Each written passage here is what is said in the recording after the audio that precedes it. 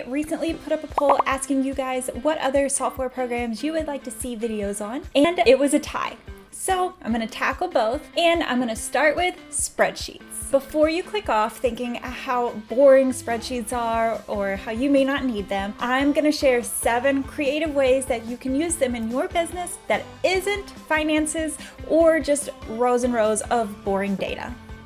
Spreadsheets can be used for so much more than just finances. Sometimes it takes thinking just a little more creatively to pull off a functional spreadsheet that works for whatever you're doing. And sometimes it's better to save a few bucks using a free spreadsheet rather than paying high monthly fees for some software. You can splurge on fancy software later, but for now, let's just see what we can do with spreadsheets. The first way that you can use Google Sheets is as a time tracker. If you want to create a custom time tracker in Google Sheets, guess what?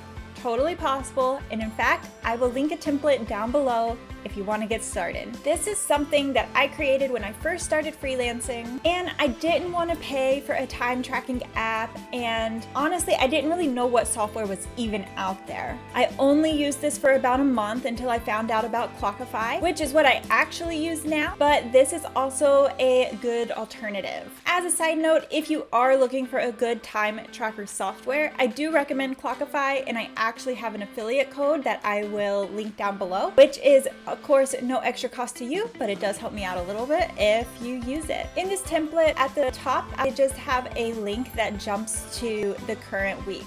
This is something that you will have to manually update. As your time tracking grows, it kind of gets annoying having to scroll down. You put the date, whatever you're working on, and then if you would like to include any details, then you can also include them here under the details column. And then it has these check boxes for what the status is. If you've already started it, then you will click the in progress and it will turn it yellow so that visually, just at a glance, you know which projects you have open. And then when you've completed it, you click the completed checkbox and it turns the whole box green. You put your start time, your end time, and you actually have 2 sections in case you stop your work and pick it up later. And then the duration will automatically calculate from both sets of the time. At the top here, it says your total time. It'll calculate everything in this row. You will just want to make sure that as you add rows, that you adjust the formula to include the entire row. And then on the far right, I have a notes section where you can put your next steps, or if you left off at a certain part and you don't want to forget what you've done or what you still need to do, you can take advantage of the notes section and put whatever it is you want there. So I have a blank template here, ready to go.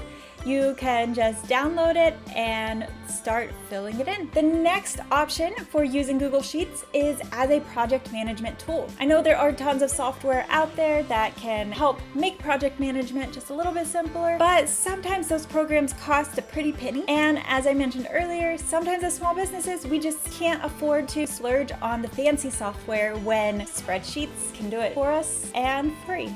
I created a project tracker similar to this one that I created for one of my clients. It has the ability to categorize the type of task, if you have different phases or something like that, who is doing the task, what the task is, and if there are any subtasks that need to follow. We have due dates, status, and room for notes. And one of my favorites is that it can calculate the percentage of each stage of the task. There are free project management tools out there as well, but the free plans usually have limited features or limited number of people, and by doing it in Google Sheets, it's definitely possible. The next one is a content planner.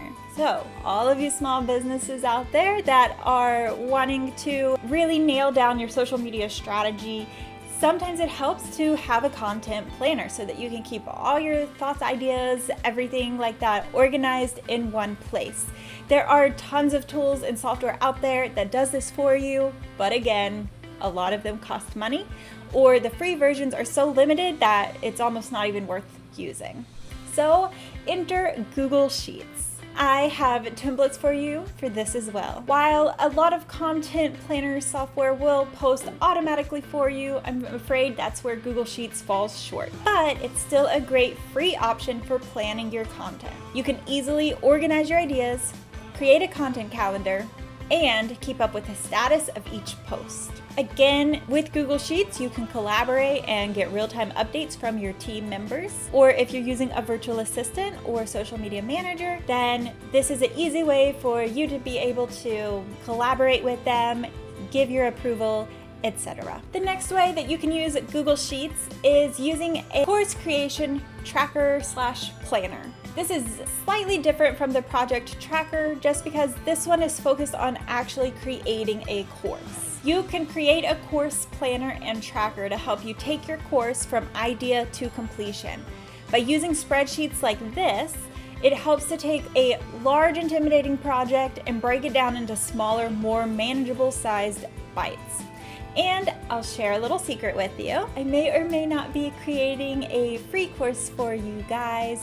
The details are still a little bit secret. I'm still working on everything, planning behind the scenes, as well as keeping up with my workload. So it's a little slow going for now, but I'm hoping to get that up and running for you guys soon. And I have been using this spreadsheet to manage my progress. Again, template links down below. The fifth one is to create a calculator. What's a calculator?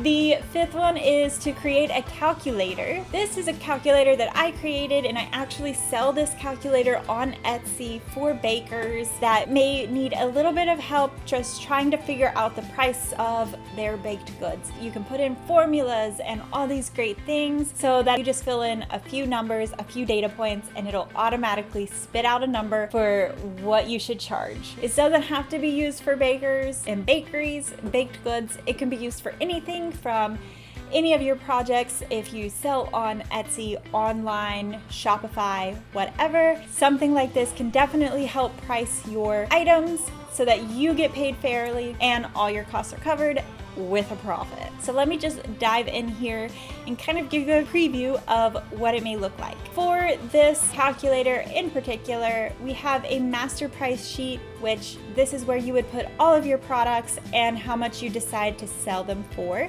This is just at a glance, you can easily find what your final prices were. On the next tab, we have the ingredient price list. So this is a running list that you will add your ingredients or supplies to. You will put how much you get, the size, and how much you pay, and it'll automatically tell you the cost per unit, which will come in handy when you come to the recipe card. So for this one in particular, this is just an example. You can put your whatever you're selling, you can put it here. You fill out some of the labor information, and then you can fill out just a few of these boxes. So basically, you fill out anything in yellow, and everything else on here. As you can see, there are a lot of formulas and calculations that go on inside the brain of the spreadsheet. Another great way to use spreadsheets is as an order sheet. So if you sell things online or in person, then it could be helpful for you to have an order form in a spreadsheet. The reason why is because you can build in formulas and calculations so that all you have to do is check certain boxes, put in certain information, and it'll automatically calculate a price for you. This is particularly useful if you have specific pricing. So this is a template that I made it for a bakery that I worked several years ago, or at least it's a version of it. It's something that you could also create in Canva or just a document, but by creating it in Google Sheets, you can include those formulas to auto-calculate prices, and you can also create databases of the different items or options that will automatically adjust the prices. What I mean by that is you can list all of your supplies and ingredients, and as the prices go up and down with inflation, you can adjust those, and it can adjust on your order forms without you having to do that manually. You just do it once. You update it in one place, and it'll update it through all your formulas. The seventh and final way that you can use Google Sheets is to create QR codes. Crazy, right? It's actually pretty simple to use as long as you have the right formula. You just put a generated number in one column, and then you'll put this formula in the other, and it automatically creates a QR code for you.